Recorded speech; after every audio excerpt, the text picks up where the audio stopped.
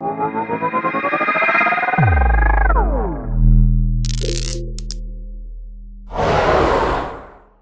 next up, we have talking about the future of education in the metaverse. This sounds really fun, and I have a couple of children, probably there are some dads and mums in the space here, thinking about the metaverse and how it will influence education. I think this is very interesting. With the project UniGalax, please put your hands together for Al-Naz Saraf.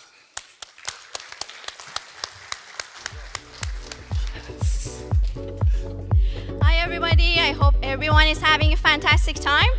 I'm Elna Seraf, founder and CEO of Roibi and also UniGalax. Today's conversation is going to be about the future of education in the metaverse. We are going to take a quick look at the history of education and how it has been adapting to technology, and also discuss a little bit about the opportunities to combine education and metaverse. So let's dive in.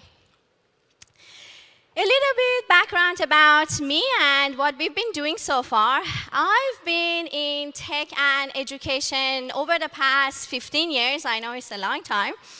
And I'm also one of the inventors of Roibi Robot, which is an AI-powered educational robot for kids ages between 3 to 7.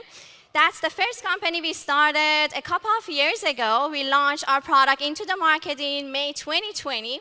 And as you can see on the picture, every time it gets me excited. We got featured 2 times on the cover of Time magazine as one of the best inventions in education.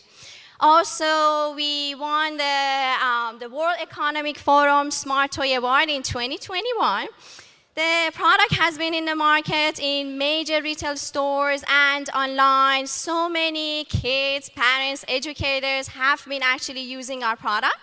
And with all that experience, recently we started our new project, which is the metaverse for everything edutainment, and I'm going to talk about that a little bit down the road. So let's take a quick look at the history of education. The very first classrooms, as you can see, we know existed, go back to 2000 BC, which is a really long time ago. But the first computers got invented in 1950s, and it took about more than 20 years for the education sector to really adapt to technology and start using computers within the classrooms. Then it came internet in 1990s, and then again, it took a long time for schools to gradually have internet access within the classrooms. And it was up until 2007 that they started using tablets within their classroom system. So as you can see, it's a little bit of a slow progress, but very recently we are seeing that schools are really adapting faster to technology, which is a great thing for us, which gives us a lot of opportunities to come up with innovative platforms and products. So let's take a look at the current teaching mediums and compare them together a little bit.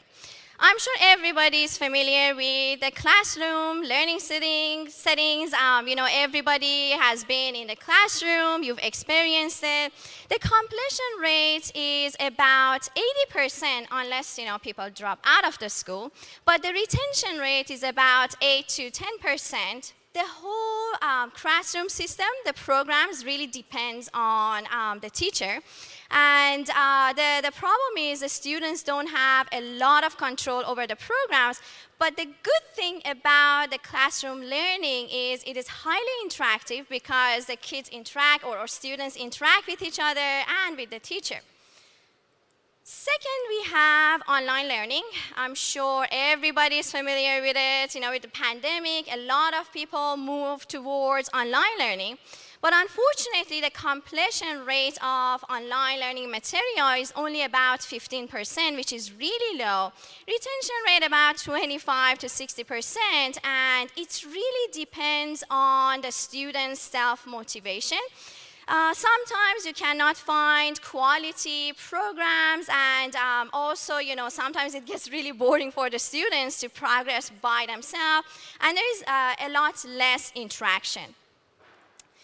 More exciting solution right now is AR/VR, which has about more than 80% completion rate, and the retention is really high after 1 year of training. But the big issue with this technology right now is the hardware is very expensive, and the cost of training, as you can see, it can go up to even 150,000, and you can't really expect every student to have one VR set, wear them in the classroom. Also, there are still very limited number of programs available. So, based on what I just described, when we look into creating innovative platforms and products in the education sector, we really need to think about 3 important factors. One is interaction. We want to make sure we create products that are highly interactive so they can engage the students in the learning progress.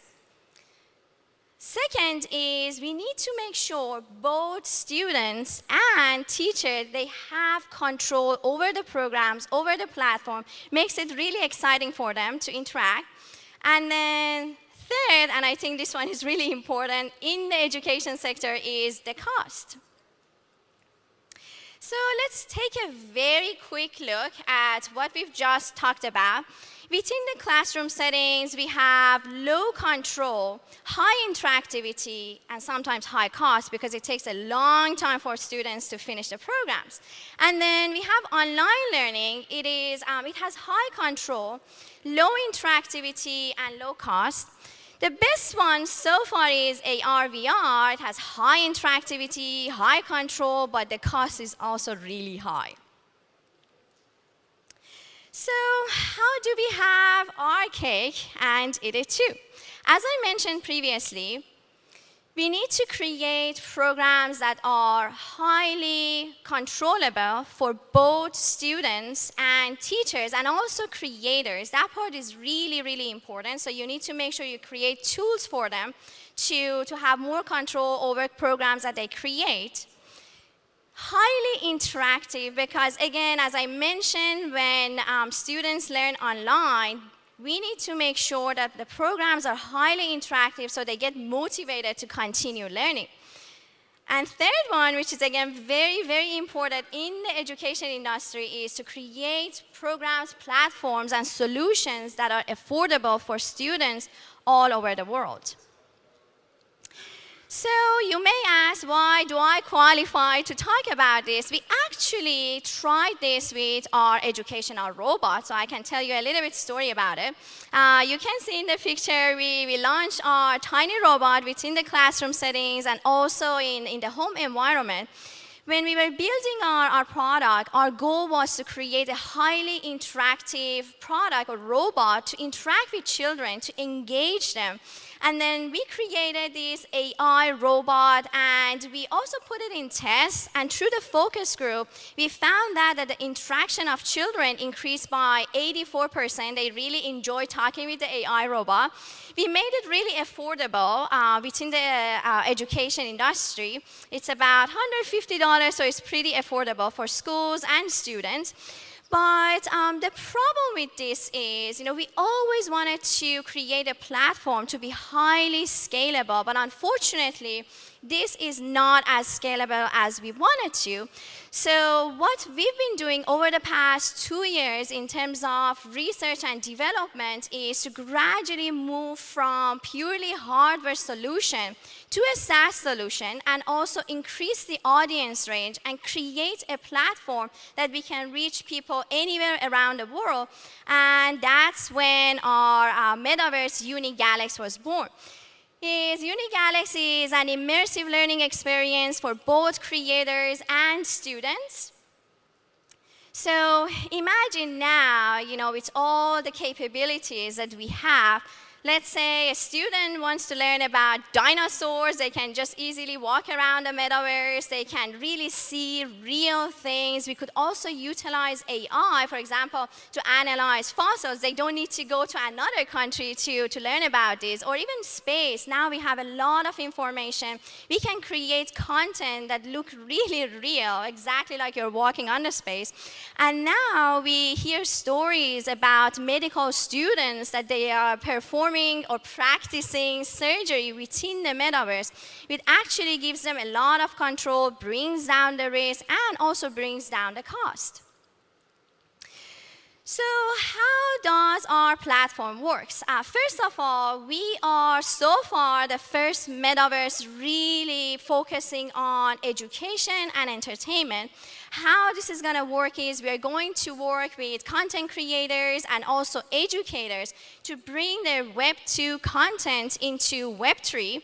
The content will turn into NFT assets. It will give them the ability to have between 3 to 5 new revenue streams. And it's going to cost them very little money because UniGalaxy is going to make money on the marketplace transaction fees.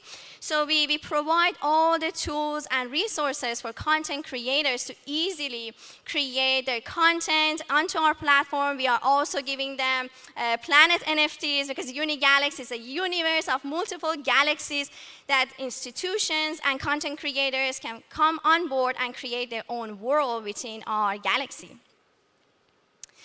Let's not forget about the fun part for the students. If you remember, I mentioned that the completion rate for online material is about 15%.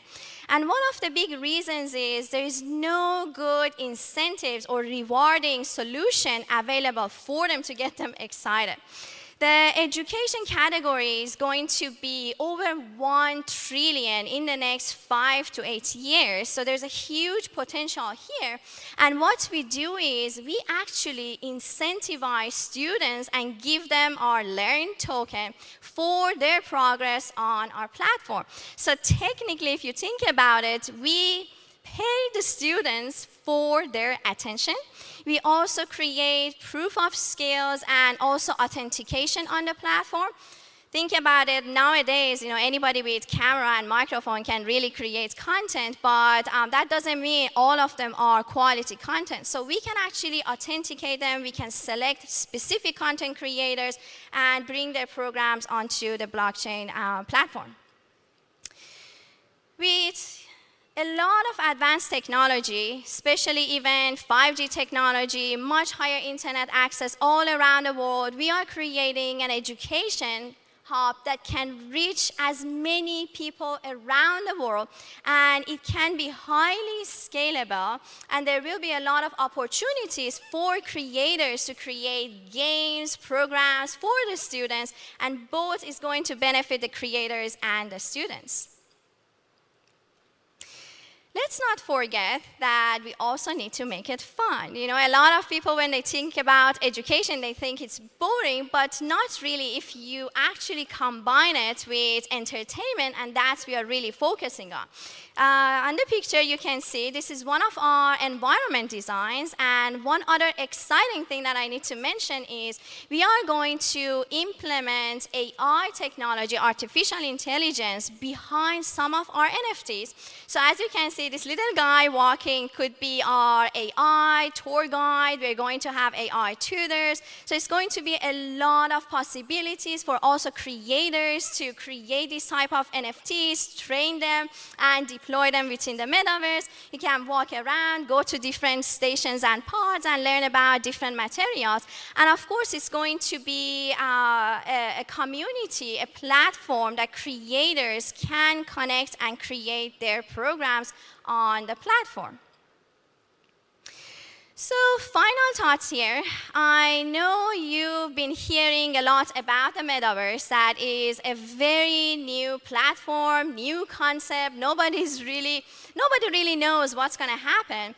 And obviously, that means we are going to have a lot of opportunities to create things that hasn't been done before. So my thought is, yes, of course, it's going to take some time. First of all, to educate an audience outside of the crypto and blockchain technology, to bring them to this platform, show them the capabilities, the opportunities, and also get them excited about the future of metaverse and things that actually can happen here. Over the next 5 to 10 years, I can see that many of us will be actually interacting a lot in the metaverse, learn in the metaverse. And again, on UniGalaxy, we are going to give a lot of tools and resources to the creators. For example, we are building one tool is called Galaxy Maker. So you can create your own assets and curriculum, just drag and drop pictures and some other technologies. This is my contact information. I would very much love to talk to anybody who is interested in partnering with us. Right now, we are talking with a lot of educational institutions, influencers, businesses. So if you are interested in partnering with us, help us grow the platform, please come and talk with us. We also have a stand downstairs, so I'm looking forward to interacting with everybody. Enjoy the conference, and thank you for joining.